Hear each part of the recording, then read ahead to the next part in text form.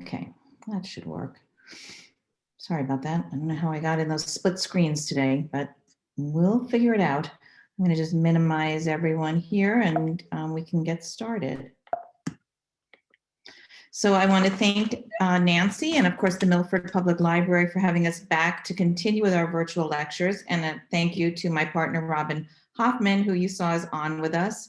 As you've been watching and seeing, putting these lectures together is a team effort.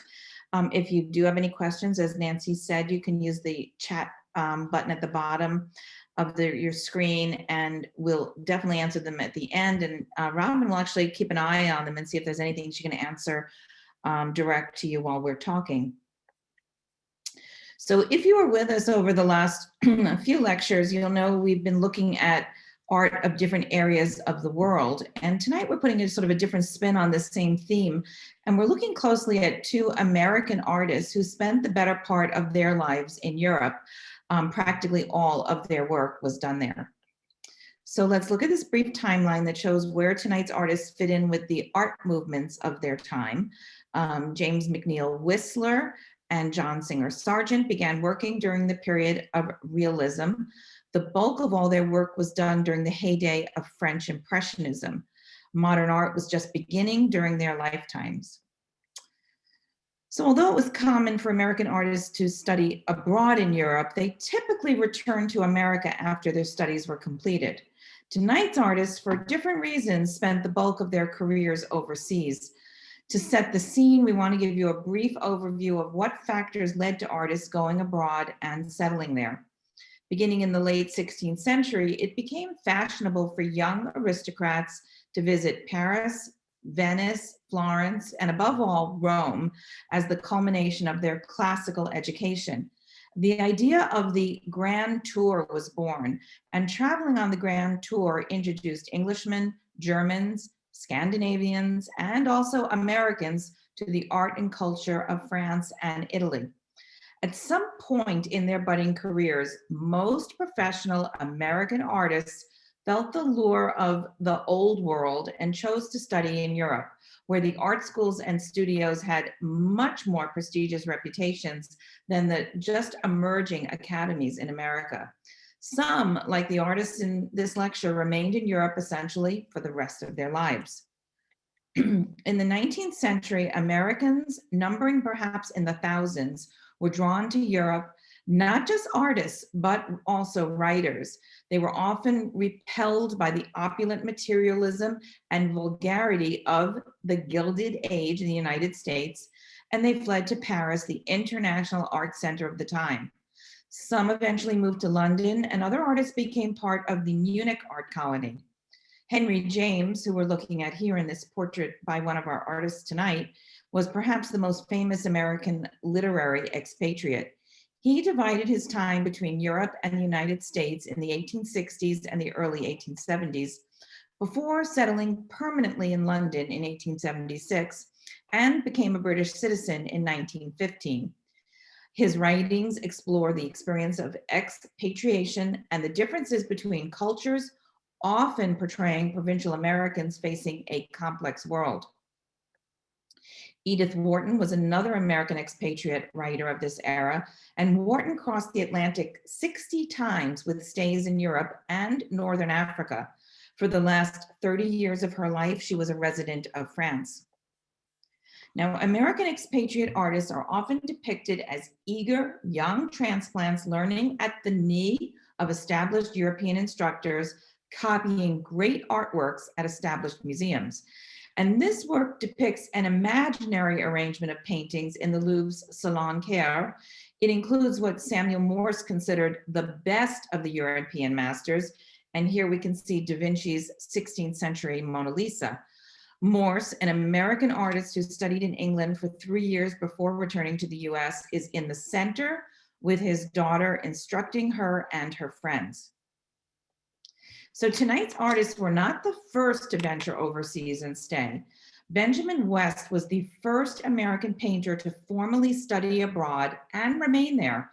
After visiting most of the leading cities of Italy, West went to London in 1763 when he was 23, where he opened a studio as a portrait painter. Matthew Pratt painted the American School, which depicts a scene in West London studio. And West is thought to be the figure standing at the left. Pratt is the man on the right at the easel. West kept an open door policy for American artists traveling abroad, providing them not only with a place to stay, but studio instruction, entree into galleries and collections, and access to the Royal Academy. The colonial artists that followed in and out of West's studio comprise three generations of a who's who in American painting: Charles Wilson Peale, Gilbert Stuart, John Trumbull, to name just a few. West's knowledge transformed the work of his pupils. His students brought West's ideas and techniques back to the United States, providing a foundation for the growth of the arts in America and creating a sophisticated American style. With his considerable tact and perception, West's advice to English artists was also significant. For instance, West urged John Constable to give up portraiture in favor of landscape painting.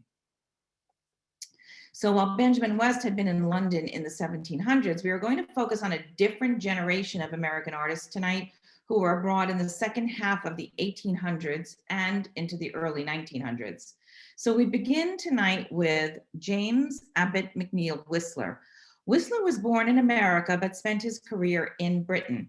One of the most significant figures in American art and a forerunner of the post-impressionist movement, Whistler is celebrated for his innovative painting style and eccentric personality. He was a leading proponent of the credo, art for art's sake.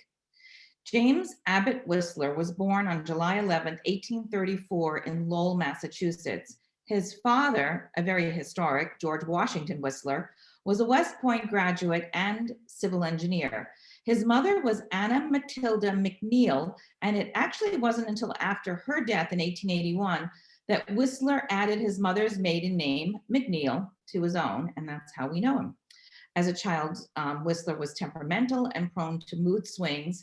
His parents quickly discovered that drawing soothed him, and so they encouraged his artistic inclinations.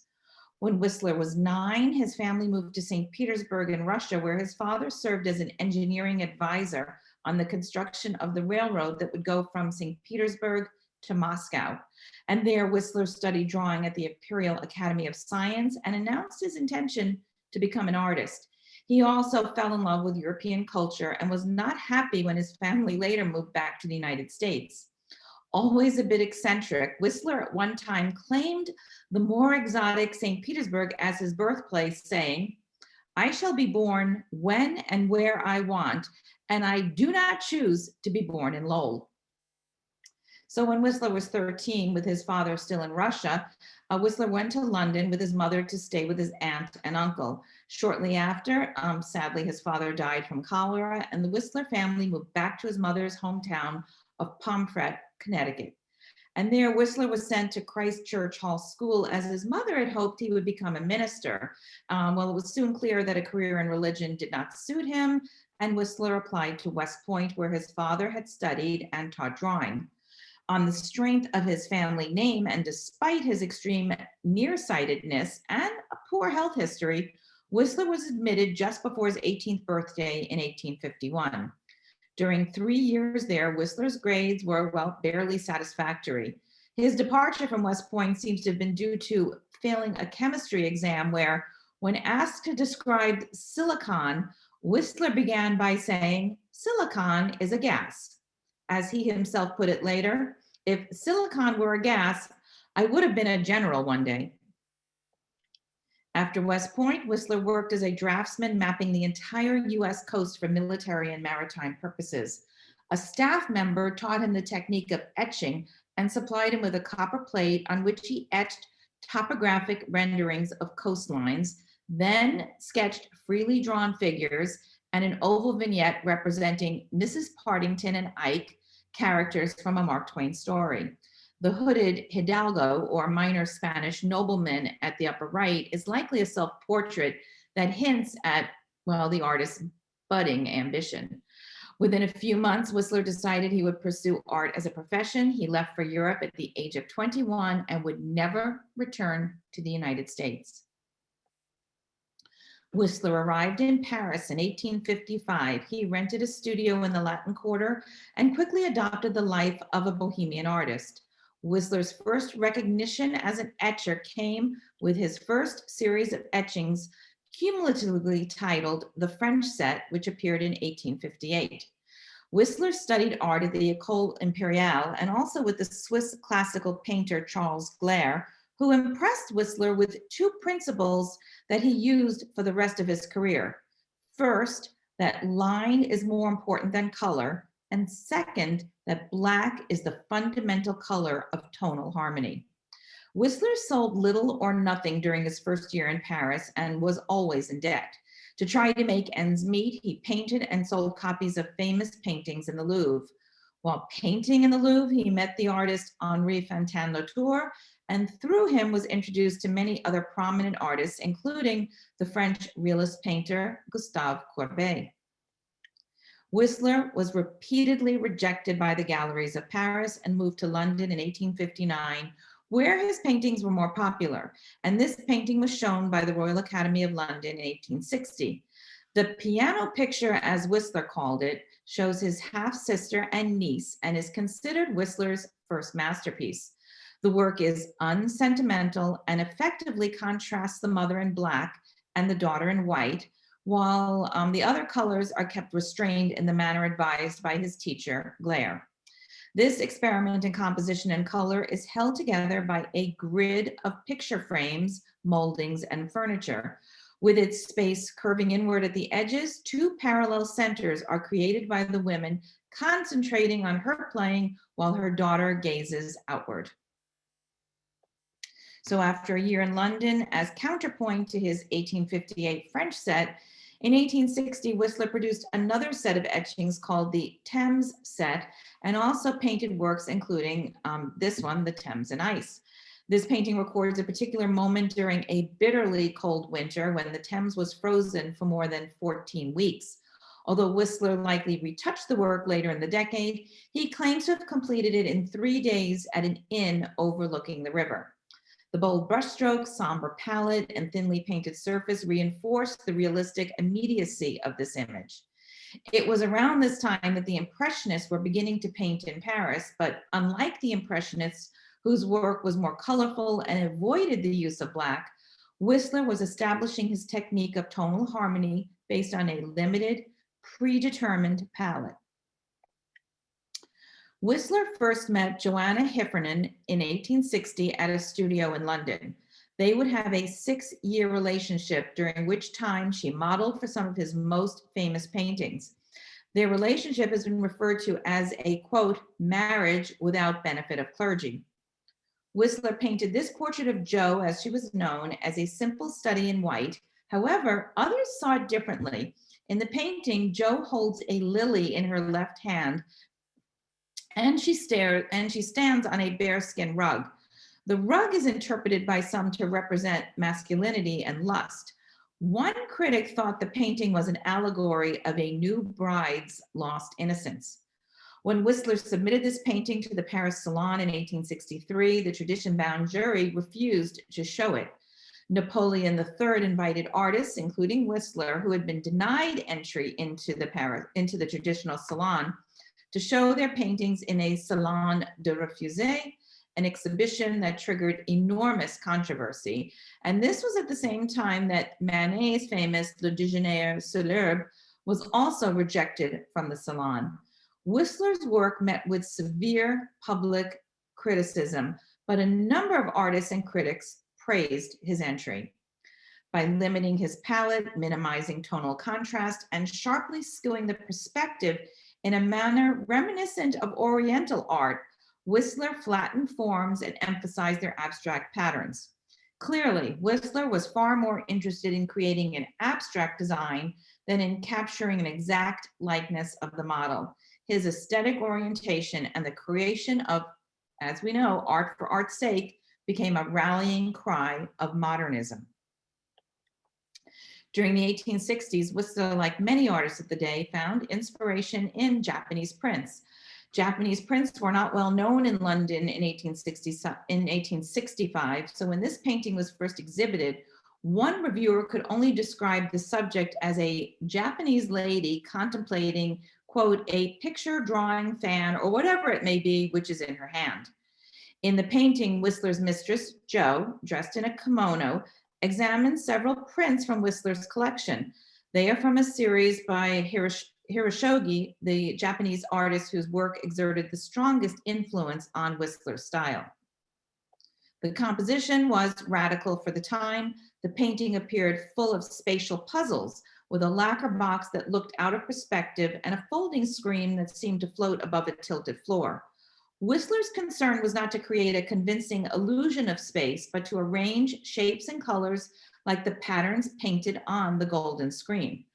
During this period, Whistler became close to Gustave Courbet, who was the early leader of the French Realist school.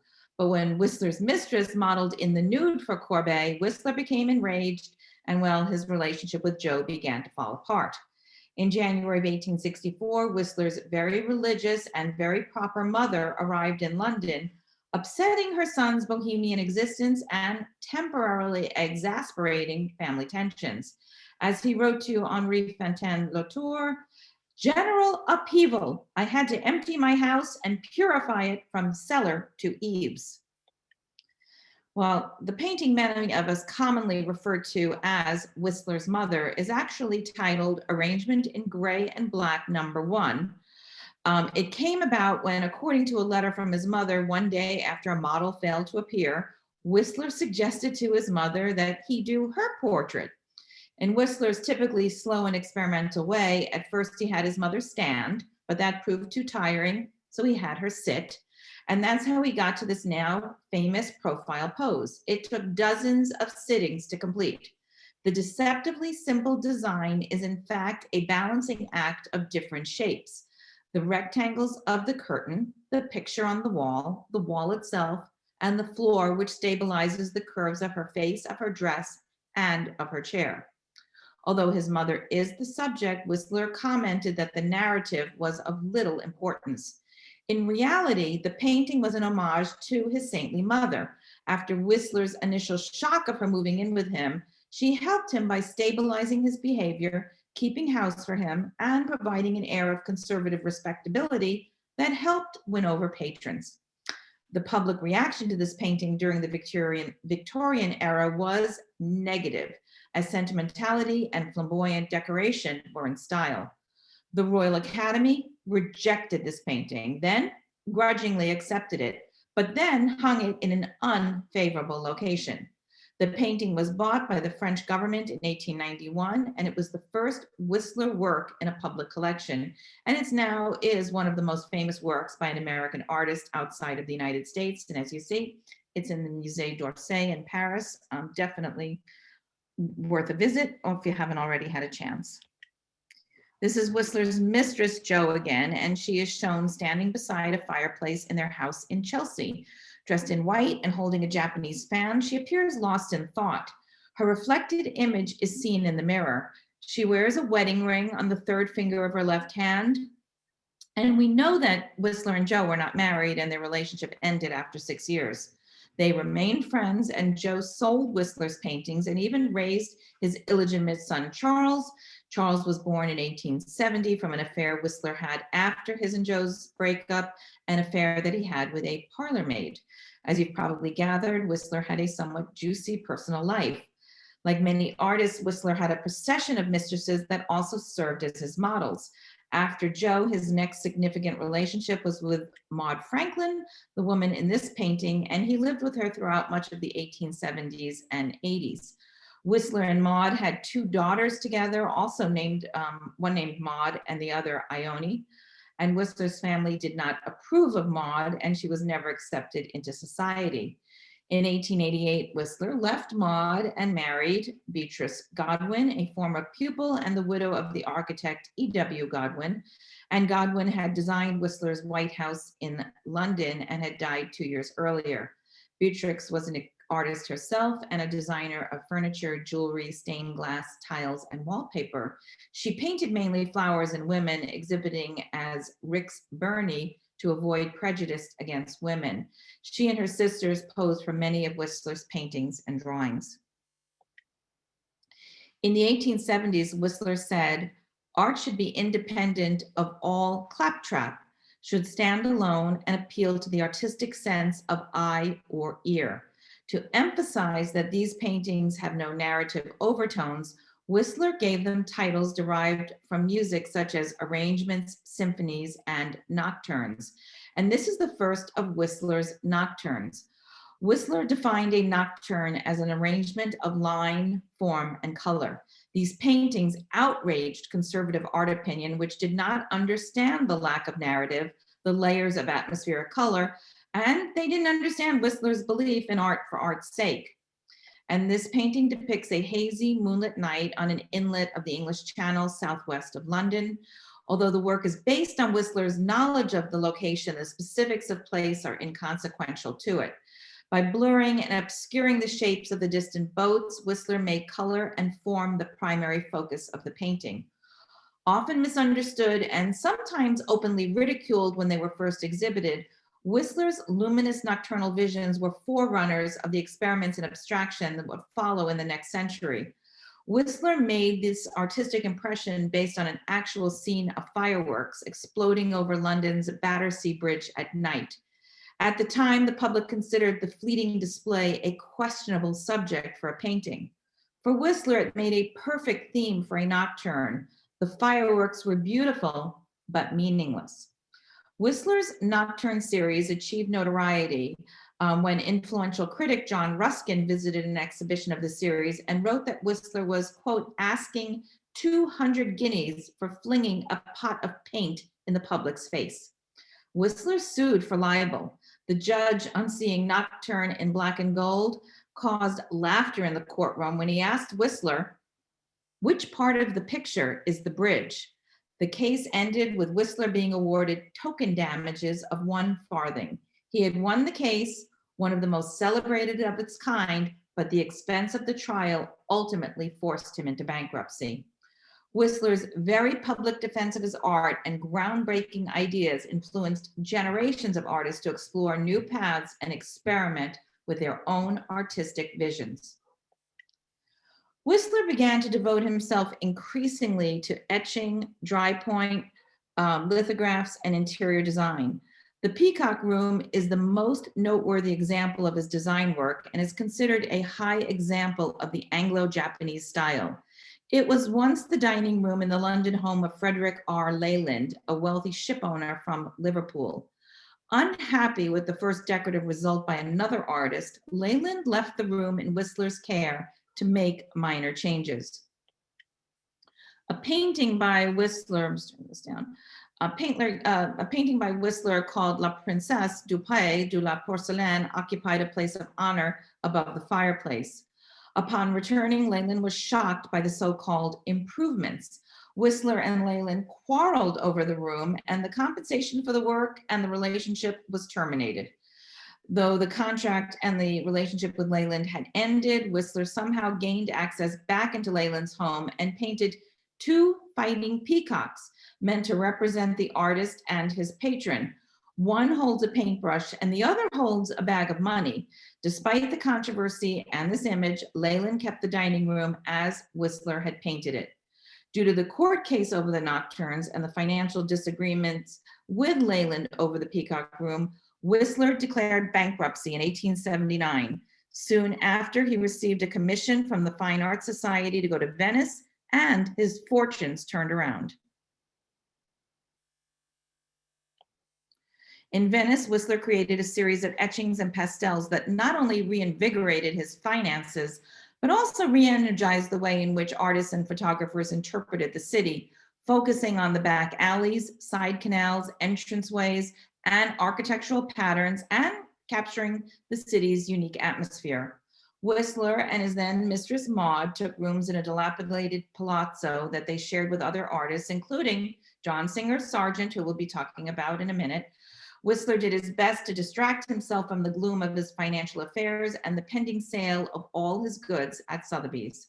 He was a regular guest at parties at the American consulate, and with his usual wit, enchanted the guests with verbal flourishes such as, "The artist's only positive virtue is idleness, and there are so few who are gifted at it." The 3-month assignment stretched to 14 months, and during this exceptionally productive period, Whistler finished over 50 etchings, several nocturnes, some watercolors, and over 100 pastels. Whistler influenced the American art community in Venice that later spread his methods and influence back to America. After Whistler's return to London, the Parisian art collector and critic Theodore Deret, who was an early champion of the Impressionists, posed for this portrait. At Deret's request, Whistler portrayed him in evening dress, but suggested that he hold a pink domino, which is a hooded masquerade robe that echoes the flesh tones and broke up the black and gray palette. This portrait shows Whistler's mature style, where he combines his skillfully characterized head with a costume and setting intended to create a harmonious arrangement. Whistler's signature is very helpful for experts to date his paintings and works on paper. By 1869, he had adopted a butterfly signature evolved from his initials JW to replace his name in order to enhance the decorative quality of his works. The butterfly was the perfect symbol for his art, being beautiful and flighty.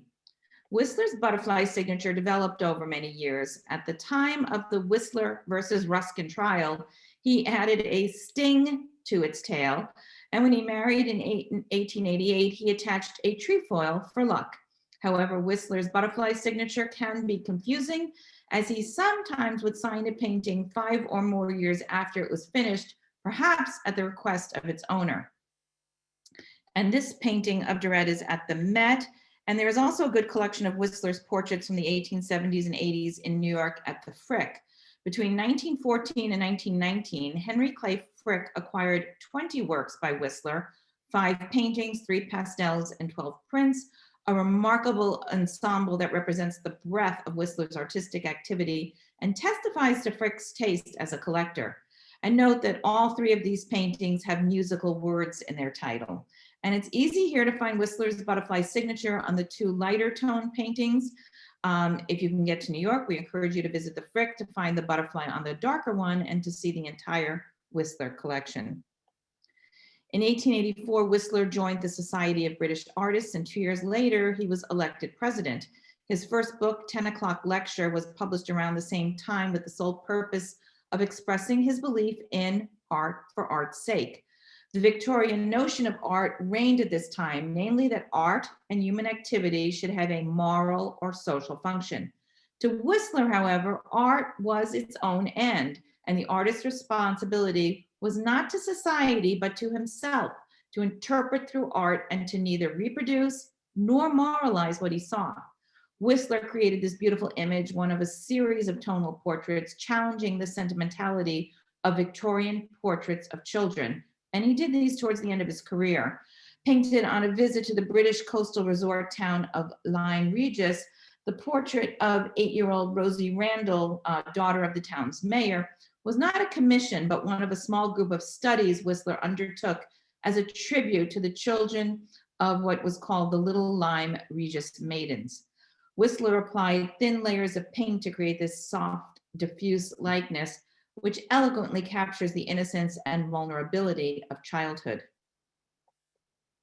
Whistler was at the top of his career when it was discovered that his wife had cancer. They had been living for a few years in Paris, but returned to London in February of 1896 for medical treatment. And near the end, she lay, unfortunately, in a coma much of the time, completely addicted to morphine. Her death was a strong blow from which Whistler never quite recovered. In the last years of his life, Whistler did some minimalist seascapes in watercolor and this final self-portrait in oil. Originally, he had painted himself in a white coat, but changed the color of the coat to dark after his wife died. Whistler founded an art school in 1898, but his poor health and infrequent appearances led to its closure in 1901. He died at the age of 69 in London on July 17, 1903, and is buried at St. Nicholas's Church in Chiswick, England. The Lowell, Massachusetts house in which Whistler was born is now preserved as the Whistler House Museum of Art. Whistler produced over 500 paintings, as well as etchings, pastels, watercolors, drawings, and lithographs. During his lifetime, Whistler's work influenced artists in Europe and the US. Whistler insisted that it was the artist's obligation to interpret what he saw not to be a slave to reality, and to, quote, bring forth from chaos glorious harmony. So let's look now at John Singer Sargent. Sargent was an Italian-born American painter whose portraits of the wealthy and privileged still provide today an enduring image of Edwardian age society. Sargent was born in Florence on July 12, 1856, to expatriate American parents. His father had been an eye surgeon in Philadelphia, and when his mother suffered a breakdown after, sadly, their first daughter died at the age of 2, the couple decided to go abroad to recover. They relocated with the seasons and were in Florence when Sargent was born. They had 5 more children in Europe and never returned to America. Sargent first set foot in the United States right before his 21st birthday in order to retain his American citizenship. As Sargent grew up, attempts at formal schooling failed, but traveling around Europe gave him a practical education. He grew up to be a highly literate and cosmopolitan young man, accomplished in art, music, and literature. He was fluent in French, Italian, and German. Sargent received his first formal art instruction in watercolor from a German landscape painter when he was just 13.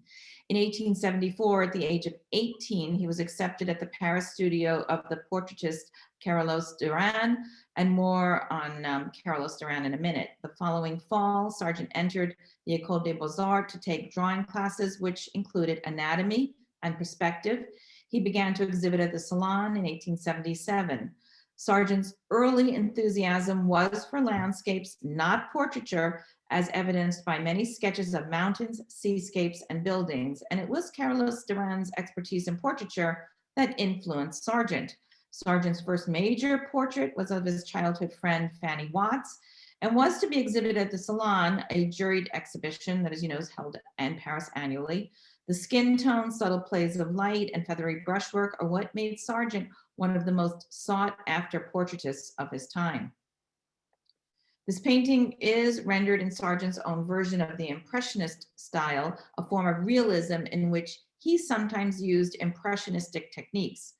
Sargent first met Monet in 1876, but the two artists were closest 10 years later. It was probably in 1885 that they painted together at Giverny, which is near Paris. Sargent admired the way that Monet worked out of doors and imitated some of his subjects and methods in sketches such as this one. During the 1880s, Sargent attended the Impressionist exhibitions and continued to paint outdoors. Sargent purchased 4 Monet works for his personal collections during that time. Carolus Duran was among the most celebrated portrait painters working in Paris in the 1870s. Sargent was drawn to his studio by its pleasant atmosphere, its international nature with many foreign students, its flexibility when compared with the École des Beaux-Arts, and especially Carolus Duran's success and popularity. This portrait sums up all that Sargent learned from Carolus Duran. The informality of the portrait, the combination of elegance and realism, the contrast between the highlighted face and hands, and the thinly painted dark background. The lessons that Sargent had learned and combined so successfully at the age of 23, based on direct observation and the economical use of paint, would serve him throughout his career. Sargent launched his own career by exhibiting this portrait to great acclaim. Along the top, he added an inscription paying homage to his teacher and describing himself as an affectionate pupil. And later that year, Sargent went to Spain to study Velázquez's work. In Spain, Sargent was entranced with the music and dance. The trip reawakened his own talent for music, which was nearly equal to his artistic talent, and which found visual expression in this early masterpiece. Sargent wanted to paint a work of art in which he could express his love of gypsy music, dance, and picturesque costumes. He chose a horizontal format to represent the shallow stage space of popular musical establishments. He named the painting El Jaleo to suggest the name of a dance, the Jaleo de Jerez, while counting on the broader meaning on Jaleo, which means ruckus or hubbub. The painting was exhibited at the Paris Salon of 1882. Music would continue to play a major part in Sargent's social life as well, as he was a skillful accompanist of both amateur and professional musicians. Sargent became a strong advocate for modern composers. During the next 2 years, Sargent continued traveling throughout Europe and painted genre scenes of what he saw. He stayed in Belgium and Holland and also in Venice, where he lived in the same rooming house with Whistler. Sargent settled in Paris, where he was well received and continued to focus on the portraits that had built his reputation. Sargent's fine manners, perfect French, and great skill made him a standout among the newer portraitists, and his fame quickly spread. He confidently set high prices and turned down unsatisfactory sitters. Sargent's work was characterized by remarkable technical ability. His commissioned works were consistent with the grand manner of portraiture, while his informal studies in landscape paintings displayed a knowledge of Impressionism. Sargent's best portraits revealed the personality of the individual sitter. One of his most widely exhibited and best-loved works of the period was this portrait of Charlotte Burkhart, a close friend and possible romantic attachment. Sargent biographers think that he may have been having an affair with Charlotte at the time this was painted, but she did go on to marry someone else. Sargent remained a lifelong bachelor and was extremely private regarding his personal life. The painter Jacques-Émile Blanche said after Sargent's death that Sargent's sex life was, quote, notorious in Paris and in Venice, positively scandalous. He was a frenzied bugger. Sargent was the darling of Paris until he painted the 23-year-old Virginie Aveno Gatro. Born in Louisiana, Virginie's mother took her and her sisters to live in Paris after the father died during the Civil War. And there she became a celebrated beauty and married Pierre Gatro, a Parisian banker. After meeting Virginie, Sargent wrote of wanting to paint her portrait. In all of Sargent's sketches of her, and it is believed there are over a dozen, not one sketch shows her looking at us directly. We see in these studies that Sargent struggled on her final pose. Sargent wants us to gaze upon Virginie as an object of beauty. Little did he know just how effective he would be. It took well over a year to complete the painting, and Sargent exhibited the portrait as Madame X at the 1884 Paris Salon. Well, it caused a sensation. The portrait, with its famous plunging neckline, white powdered skin, and arrogantly cocked head, featured an off-the-shoulder dress strap, which made the overall effect more daring and sensual. The painting was judged to be too provocatively erotic.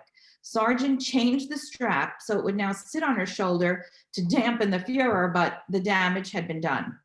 French commissions dried up, and Sargent told a friend that he contemplated giving up painting for music. The portrait aroused such negative reaction that it prompted Sargent to move to London. Eventually, he sold Madame X to the Met in 1917.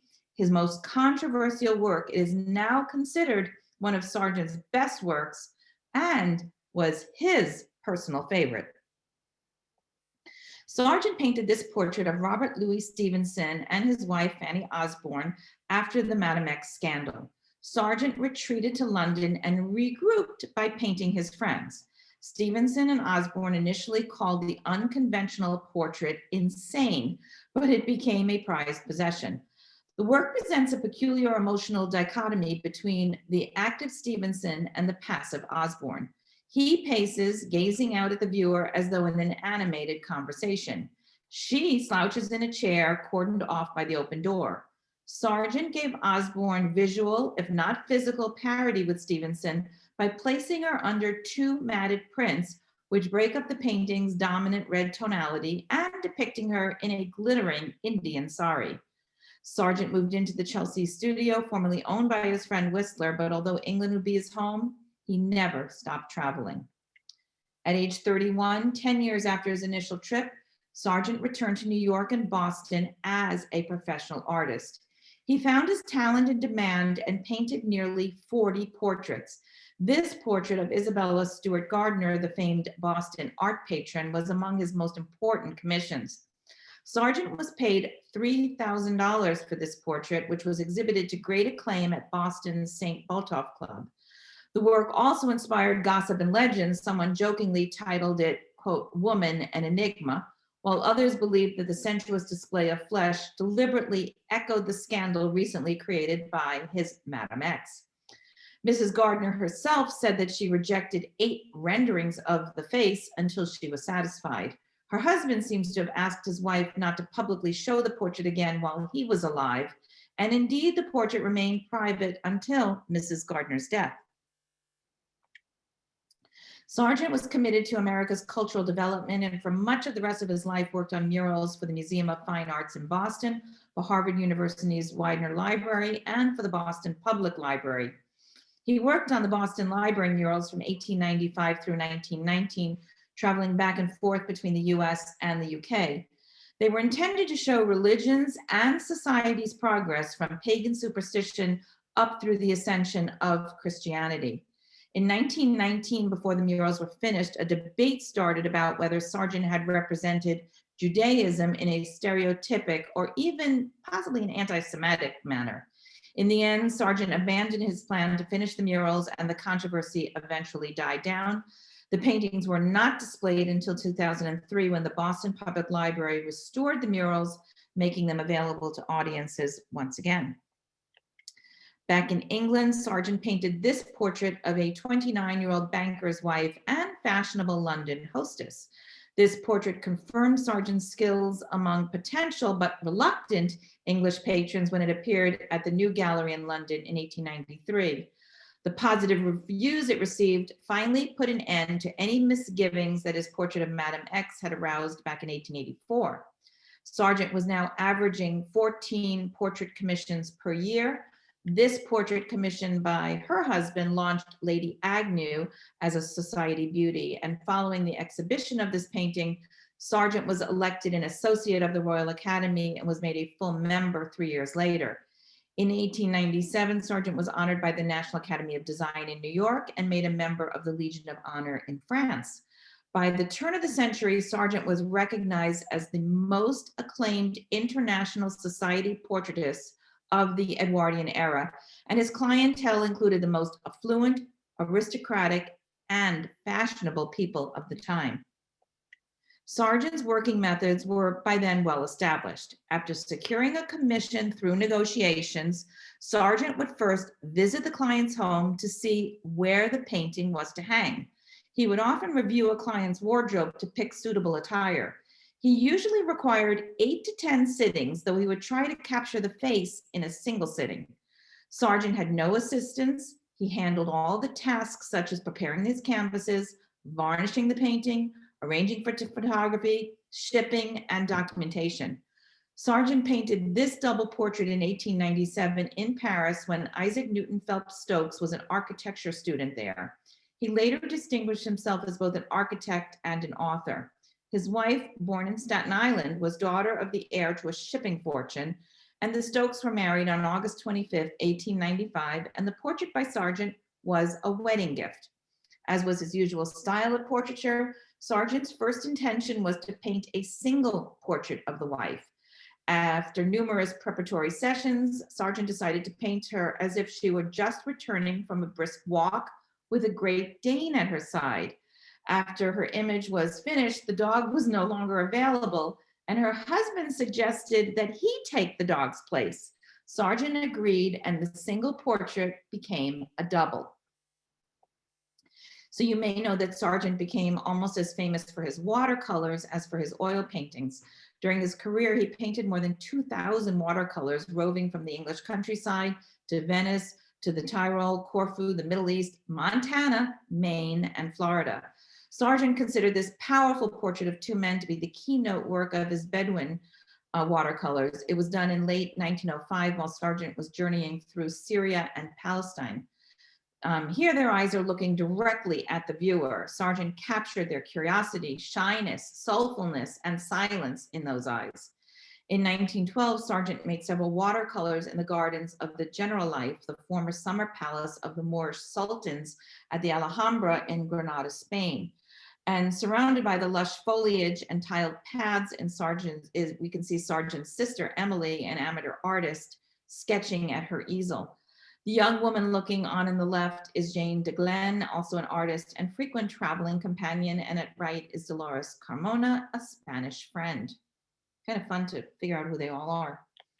In 1907, at the age of 51 and at the height of his career, Sargent closed his studio. He had retired from portrait painting and would do fewer than 30 during the last 2 decades of his life. Relieved, Sargent stated, "Painting a portrait would be quite amusing if one were not forced to talk while working. What a nuisance having to entertain the sitter and to look happy when one feels wretched." As a concession to the insatiable demand of wealthy patrons for portraits, Sargent would dash off rapid charcoal portrait sketches for them, which he called mugs. 46 of these, spanning the years from 1890 to 1916, were exhibited at the Royal Society of Portrait Painters in 1916. Sargent spent 2 years in America between 1916 and 1918, painting landscapes in Florida and the Canadian Rockies, and installing murals in the Boston Public Library. Sargent returned to the US in 1922 and co-founded New York City's Grand Central Art Galleries. Sargent actively participated in the Grand Central Art Galleries and their academy, the Grand Central School of Art. In 1924, the galleries held a major retrospective exhibit of Sargent's work before his return to England. And this was one of a few watercolors that Sargent did while visiting with family and friends near Cape Cod. As I said, over the span of his career, Sargent did more than 2,000 watercolors, as well as over 900 oils and countless charcoal sketches and pencil drawings. Sargent died on April 14th, 1925, at the age of 69 from heart disease in London. He's buried in Brookwood Cemetery near Surrey.